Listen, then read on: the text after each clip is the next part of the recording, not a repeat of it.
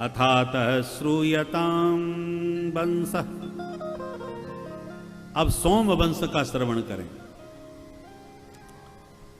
भगवान नारायण के नाभि कमल से ब्रह्मा, ब्रह्मा के बेटा अत्रि, अत्रि के बेटा चंद्रमा, चंद्रमा के बेटा बुध, बुध के बेटा पुरुरवा, इन्हीं का नाम है ऐल। एकादश स्कंद में ऐल गीत है। ये उर्वशी अप्सरा से विवाह करके 6 पुत्रों को जन्म दिए थे। आयु, श्रुतायु, सत्यायु, रय, जय और विजय। इन्हीं के वंश में आगे चल के राजा नहुस हुए। नहुस के भी 6 बेटा हुए, यति, ययाति, संयाति, आयति, बियति और कृति। उसमें जो ययाति थे उनके 2 विवाह हुए, देवयानी और शर्मिष्ठा से। दोनों रानियों से 5 बेटा हुए, यदु, तुर्वसु, द्रुह्यु, अनु और पुरु। सबसे छोटे बेटा पुरु ने अपना यौवन पिता को दिया और बुढ़ापा स्वयं लिया। पिता ने प्रसन्न होकर के सम्राट बना दिया।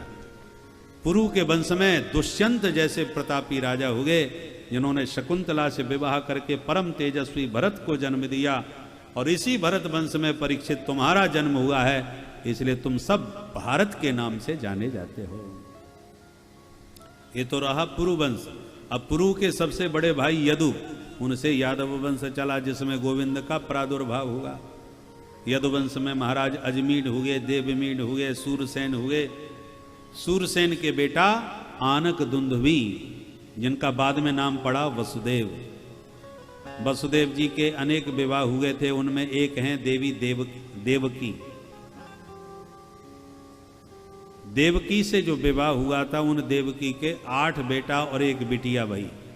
उसमें 8वें पुत्र बन के भगवान कृष्ण कन्हैया पधारे। और जो बिटिया भई वो परीक्षित तुम्हारी दादी माँ थी, जिनका नाम है सुभद्रा। कन्हैया की छोटी बहन सुभद्रा, जो अर्जुन को ब्याई। अर्जुन के बेटा हो गए अभिमन्यु, अभिमन्यु के बेटा हैं परीक्षित। इसलिए परीक्षित की दादी माँ लगती हैं कन्हैया की बहन। सुखदेव जी कहते हैं, अष्टमस्तु तयोरासीत स्वयमेव हरिकिल सुभद्रा च महाभागा तब राजन पितामही। तुम्हारी पितामही का जन्म हुआ। एक श्लोक में जब कृष्ण कथा भी संपन्न करने का प्रयास किया सुखदेव जी ने, तो परीक्षित घबरा गए कि फटाफट राम कहानी हो गई, वैसी कृष्ण कहानी भी ना संपन्न हो जाए। तुरंत परीक्षित ने हाथ जोड़ के प्रणाम किया और प्रश्नों की झड़ी लगा दी। कथितो वंश विस्तारो भवता सोम सूर्ययो राज्ञां चोभयवंश्यानां चरितं परमाद्भुतम् यदोश्च धर्मशीलस्य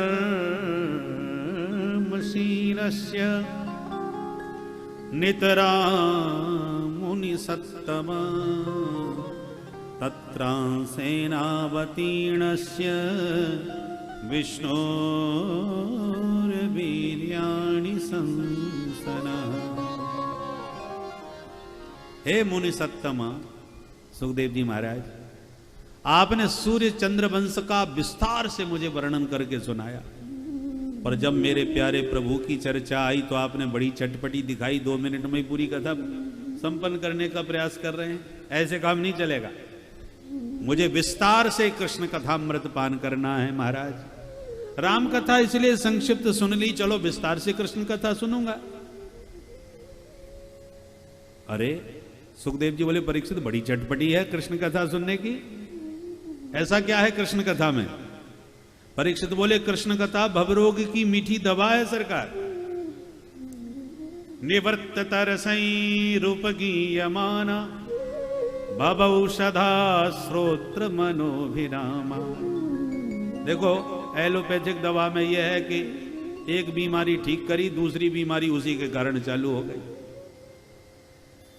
और कहीं गोली रिएक्शन कर जाए तो लेने के देने पड़ जाए। आयुर्वेद में काढ़े पीने पड़ते हैं नाक बंद करके, जबरदस्ती कड़वे। और सबसे बढ़िया मीठी मीठी होम्योपैथिक दवा, 2-2 गोली 2-2 घंटे में चूसते जाओ, मुंह भी मीठा हो जाए, बीमारी भी जड़ से चली जाए। तो श्रोत्र मनोभिरामात, कोई ज्ञान मार्ग से पाता है, कोई कर्म मार्ग से, परंतु सबसे बढ़िया भक्ति मार्ग। भगवान की कथा प्रेम से सुनो, सुनने में भी आनंद आएगा और भव रोग भी मिट जाएगा। भवौ सधात श्रोत्र मनोभिरामा।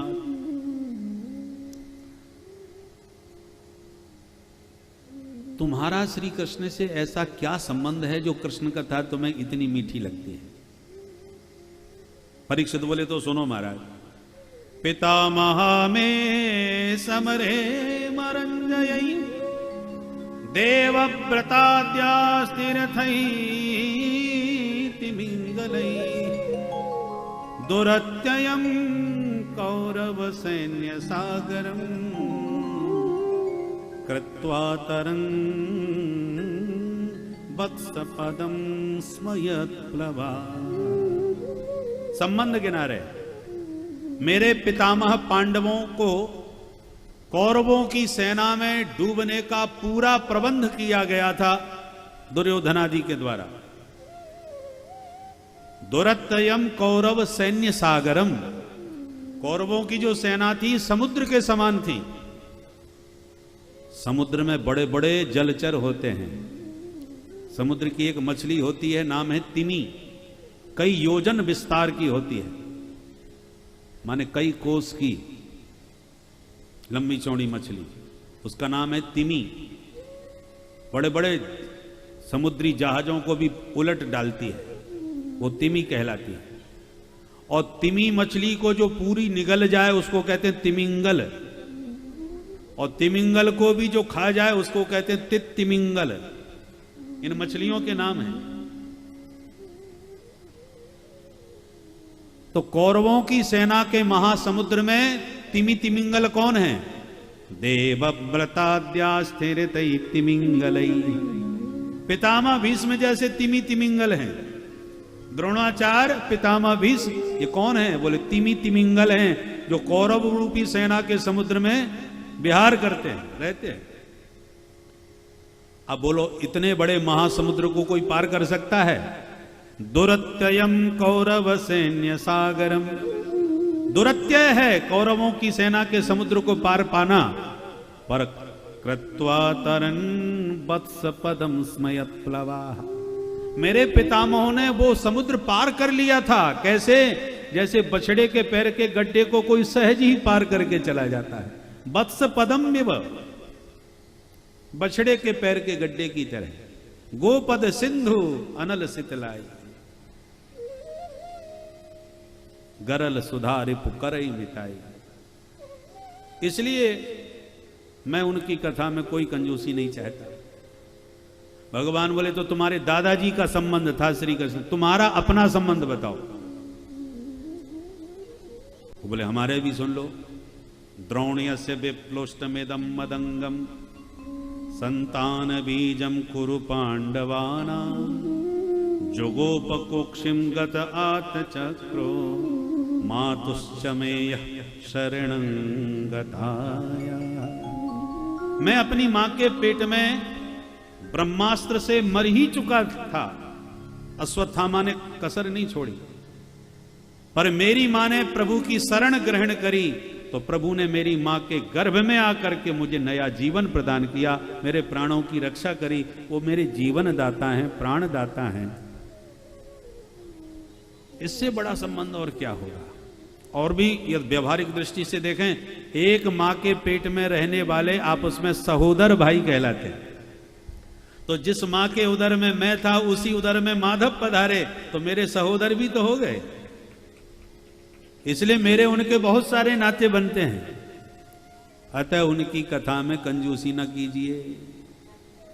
सुखदेव जी बोले 4 दिन हो गए, कुछ खाया पिया है नहीं, कथा सुनने से कोई पेट थोड़ी भर जाएगा, पहले कुछ नाश्ता पानी कर लो भाई, कुछ बाल भोग फलाहार। प्रहलाद जी ने, श्री परीक्षित ने हाथ जोड़ के कहा महाराज मैं जानता हूं भूख प्यास की क्या पीड़ा होती है। वैसे तो हम राजा महाराजाओं के सामने भोजन पानी सदा परोसा जाता रहता, कोई कमी नहीं, परंतु उस दिन जब मैं वन में भटक चुका था, ऐसी भूख प्यास लगी कि मैंने महात्मा के गले में मरा सांप डाल दिया। उस दिन पता चला भूख क्या होती है। पर आज सच कहता हूं, मैं एक दिन की उस दिन की भूख बर्दाश्त नहीं कर पाया। आज 4 दिन बीत गए, मुझे भूख का पता ही नहीं है। नई सात ये दुस्साह क्षुन्माम त्यक्तो दमपि बाधते पिबंतम त्वन मुखाम भोज श्युतम हरि कथामृतम। आपके मुखाम भोज से जो हरि कथामृत प्रवाहित हो रहा है, इन कर्णपुटों से इस अमृत का पान करते करते न भूख लग रही है न प्यास लग रही है। आप तो चकाचक बस यही अमृत पिलाते रहो। अद्य क्षुदा क्षुदाम न बाधते मया, मुझे भूख प्यास नहीं लग रही। गदगद हो गए सुखदेव जी परीक्षित के इस वक्तव्य से। और बोले सुनो परीक्षित, अब तुम ध्यान से, जब इस पृथ्वी पर चारों तरफ अत्याचार, दुराचार, भ्रष्टाचार, पापाचार व्याप्त हो जाता है, तब गाय बन करके पृथ्वी देवताओं के साथ भगवान की शरण में गई। ब्रह्मा जी ने देवताओं से कहा कि प्रभु से मेरी बात हो गई है, वो मथुरा मंडल में बहुत शीघ्र अवतरित होने वाले हैं, तुम भी पहुंचो वहीं पर। सब मथुरा मंडल में देवी देवता अवतीर्ण होने लगे। मथुरा भगवान यत्र नित्यम सन्निहितो हरि।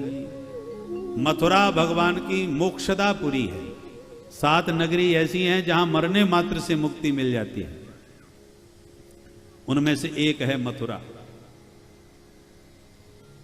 मथुरा का अर्थ जानते हैं? मथुरा विपरीतंच मध्याक्षर वर्जितः। मथुरा को उल्टा करो और बीच का अक्षर निकाल दो। मथुरा 3 अक्षर हैं, उल्टा करोगे राथो म, अब बीच का अक्षर निकाल दो तो क्या बचा? राम। येन मुखे युगलम नास्ति, जिसके मुख में ये 2 अक्षर राम नाम के नहीं हैं, बोले तन मुखे मध्याक्षरम, उसके मुख में बीच का ही अक्षर शेष रह जाता है। बीच का अक्षर क्या है? थू। तो जिसके मुख में राम नहीं, उसके मुख में थू। बोलो राधे राधे। ये विचित्र अर्थ है मथुरा का। मथुरा विपरीतंच मध्याक्षर वर्जिता, येन मुखे युगलम नास्ति तन मुखे मध्याक्षरम। ऐसी परम पवित्र मथुरापुरी में राजा हैं महाराज उग्रसेन, और बेटा हो गया महादुष्ट कंस। कसी हिंसायाम धातु से कंस शब्द बनता है, मतलब ये जो हिंसक प्रवृत्ति का है, मार काट लड़ाई झगड़ा ही जिसे पसंद है, वो कंस ऐसा दुष्ट निकला कि बाप को ही उठा के जेल में डाल के जबरदस्ती तख्ता पलट करके राजा बन बैठा। छवि बिगड़ गई समाज में। बोलो राधे राधे। लोग काना फूसी करने लगे कि जो बाप का नहीं हुआ वो हमारा क्या होगा। बाप को ही हटा के कुर्सी पकड़ के जबरदस्ती बैठ गया, इसलिए छवि बिगड़ गई। तो कंस को लगा छवि सुधारनी चाहिए। कैसे सुधारे? तो इसने अपनी चचेरी बहन देवकी का विवाह किया बड़े धूमधाम से वसुदेव जी के साथ, और इतना दान दहेज दिया, इतना दिव्य महोत्सव मनाया विवाह का कि देखने वाले दंग रह गए। लोग कहने लगे कि भाई कैसा भी हो, हमने बहुत विवाह देखे पर ऐसा नहीं देखा। कोई कहने लगा कंस भले ही दुष्ट प्रकृति का है, परंतु नहीं ऐसे पूरी तरह दुष्ट नहीं है, भावुकता तो उसमें भी है। देखो सगी बहन न होने पर भी इसने विवाह में कोई कसर नहीं छोड़ी। कितनी उदारता का परिचय कंस ने दिया है महाराज ने। जब इसने ये बातें सुनी तो और खुश हो गया और नाटक दिखाने लगा। बहन जी को मैं स्वयं विदा करूंगा, उनके बिना मैं कैसे रहूंगा। तो मगरमच्छ के आंसू निकालने लगा और सारथी को उतार के खुद रथ हाँकने लगा। देवताओं ने देखा बड़ा नौटंकी कर रहा है, भोली भाली जनता को उल्लू बना रहा है। इसका असली चेहरा जनता के सामने उजागर करवाना बहुत जरूरी है। सो आकाशवाणी से देवता बोल पड़े, अस्यास्त्वामष्टमो गर्भो हंतायाम बहसे बुध।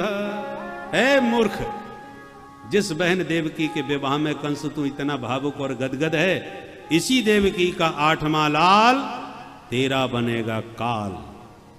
सुनती कंस की आंख हो गई लाल। न रहेगा बांस न बजेगी बांसुरी, बहन नहीं रहेगी तो काल कहां से आएगा। भगनीम हंतुमारब्ध खड्ग पाणी कचे ग्रहित। तुरंत बाल पकड़ के बहन को रथ से नीचे पटक दिया और मारने को जो तलवार लिया, वसुदेव जी ने हाथ पकड़ लिया, सावधान महाराज। पति शब्द करता है पारक्षणे धातु से पति शब्द बना है। पत्नी का जो सब प्रकार से भरण पोषण के साथ रक्षा करे उसका नाम पति है। वसुदेव जी ने पति धर्म का पालन किया।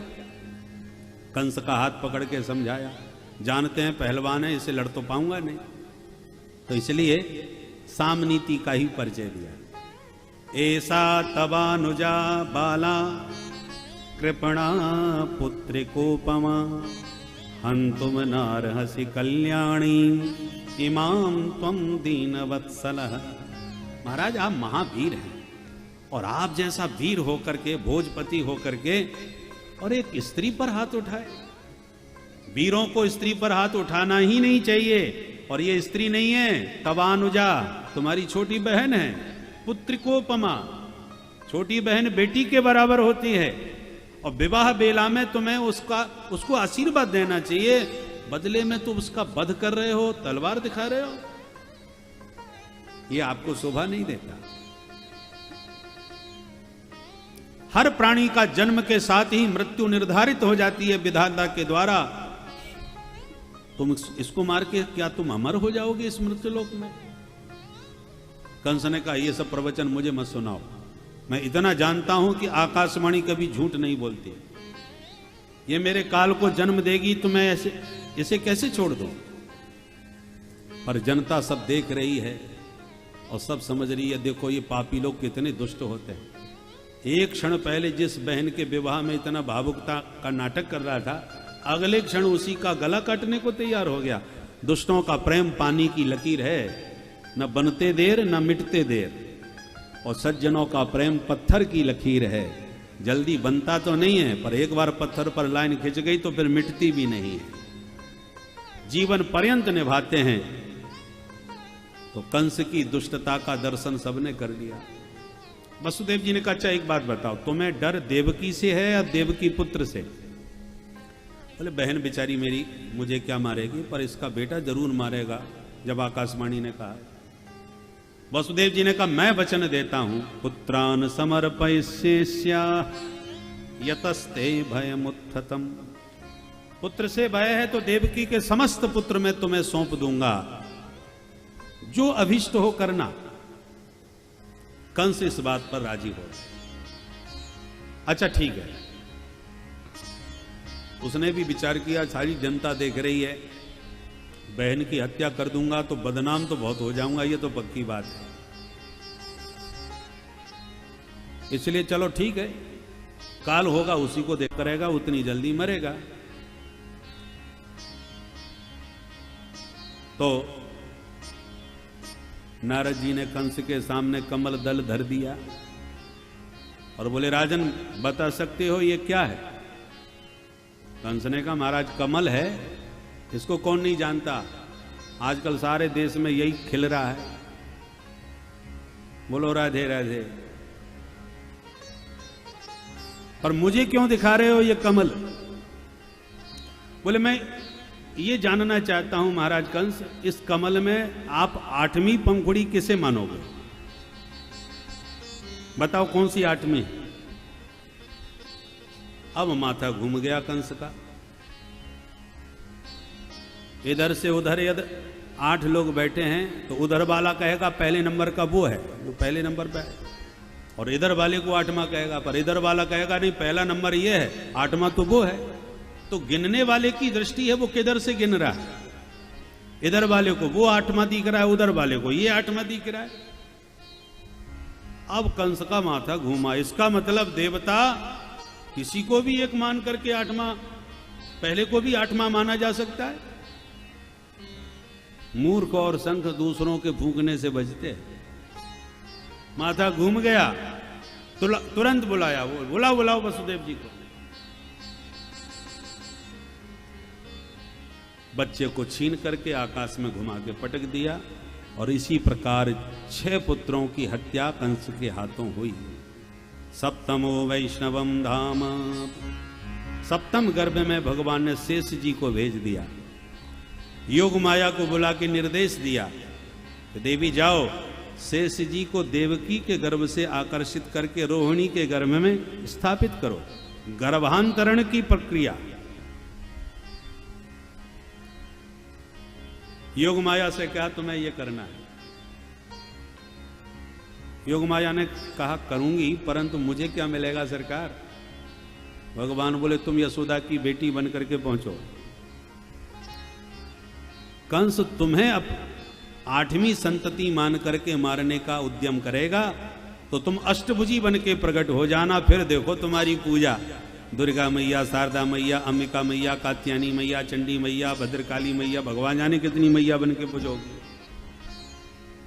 बस आने वाला है जय माता दी का काल, चारों तरफ जय जयकारो। देखो प्राय देवताओं का महोत्सव वर्ष में एक ही बार आता है। तुम वर्ष में 2 बार 9 दिन तक लगातार जय जयकार तुम्हारे गूंजेंगे।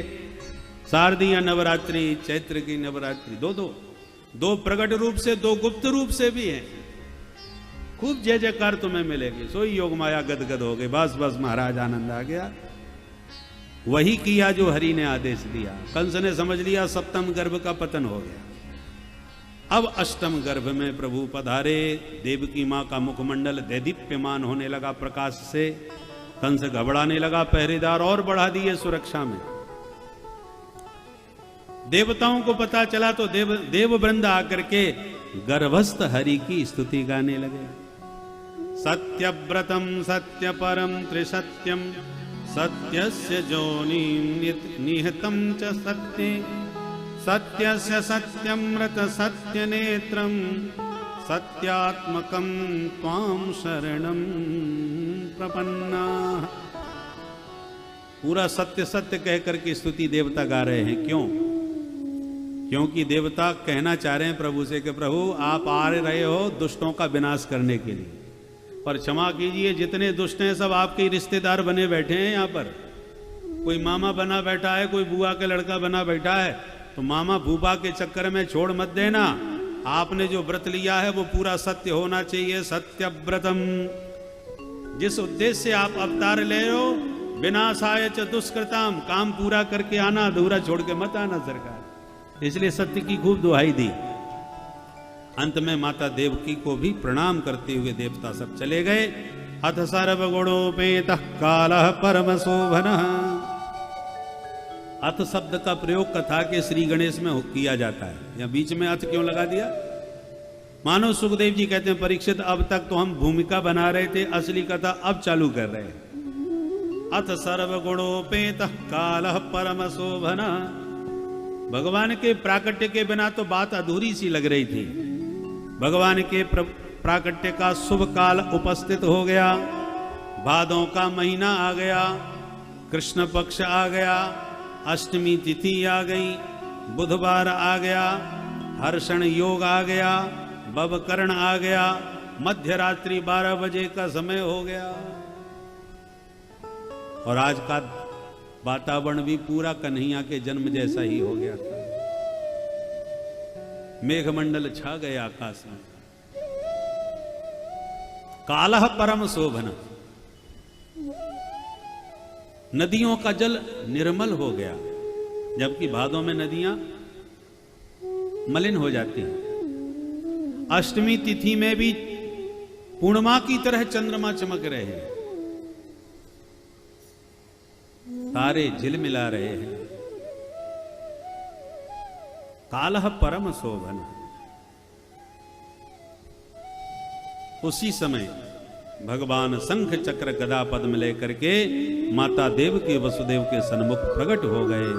बोल भक्त वत्सल भगवान की जय। दंपति ने जो दिव्य झांकी भगवान की देखी, तमद्भुतम बालकमंबुजे क्षणम चतुर्भुजम शंख गदायुधायुधम श्रीवत्सलक्ष्मं गलशोभिकौस्तुभं पीतांबरं सांद्रपयोध सौभगम तम अद्भुतम बालकम वीक्ष्य। दंपति ने, देवकी वसुदेव ने अद्भुत बालक को देखा। अद्भुत बालक क्यों? बोले अम्बुजे क्षणम, बच्चे पैदा होते हैं तो आंख बंद होती है, पर इसकी तो कमल जैसी आंखें खिल रही हैं। बच्चे पैदा होते हैं तो निर्वस्त्र होते हैं, पर ये तो पीताम्बर ओढ़े हुए हैं। कितना भी परिस्थिति विषम हो, पर कोई बच्चे लाठी बंदूक पिस्तौल लेके पैदा नहीं होते, पर ये तो शंख गदायुधम, शंख चक्र गदा पद्म सब लेकर के आया है। इसलिए हर दृष्टि से बालक अद्भुत है। ऐसे अद्भुत बालक का दर्शन करके देवकी वसुदेव ने स्तुति करी। भगवान बोले, माँ आपने कठोर तप करके मुझे पुत्र के रूप में मांगा था, आज मैं पुत्र बन के आ रहा हूँ। बेटा बनते ही मुझे गोकुल में छोड़ आना, वहां से कन्या उठा लाना, बाकी किसी से मत घबराना। सारी बात समझाई। बभूव प्राकृत शिशु, इतना कह के नन्हे से लाला बन के मैया की गोदी में प्रभु प्रकट हो गए। बोल बाल कृष्ण लाल की जय। पर रोए गाए बिल्कुल नहीं। रामावतार में तो बहुत चिल्लाए थे, सुन बचन सुजाना रोदन ठाना, होए बालक सुर भूपा। राम जी तो रोए थे, पर श्याम जी ने तो आवाज ही नहीं निकाली। तूषणी बभूव, चुपचाप रहे। क्यों? बोले राम अवतार में रोने पर सब दास दासियां मंगल गीत गाती हुई दौड़ी चली आई, और कन्हैया जानते हैं कि हम रो पड़े तो लाठी बंदूक लेके मामा जी टूट पड़ेंगे। माहौल ठीक नहीं था, इसलिए शांत ही रहे। वसुदेव जी ने भी देर न लगाई, लाला को उठा के सूप में लिटा के सिर पर बैठाए, और जैसी चले तो हथकड़ी बेड़ी खुल गई, दरवाजे खुल गए, पहरेदार खर्राटे बजा के सो गए। जीव का जगदीश से जैसे ही संबंध जुड़ता है, उसके भवबंधन अपने आप खुल जाते हैं, उसके अज्ञान के कपाट अपने आप हट जाते हैं, उसके काम क्रोध आदि प्रबल शत्रु अपने आप सो जाते हैं, और जीव वसुदेव जी की तरह शुद्ध बुद्ध और सर्वथा मुक्त हो जाता है। किंतु जब परमात्मा को छोड़ करके माया रूपी कन्या को वापस लाता है तो भव बंधन में फंस जाता है। जीव का माया से संबंध जुड़ता है तब बंधता है, और भगवान से संबंध जुड़ता है तो मुक्त हो जाता है। लाला को लेके चले तो आकाश के मेघों ने दर्शन किए। हम भी घनश्याम, प्रभु भी घनश्याम। हमारे पास पत्रम पुष्पम फलम तो नहीं है, पर तोयम तो पर्याप्त है, तो जो हो उसी से स्वागत करो। तो पानी की मंद फुहारों से माधव का स्वागत करने लगे।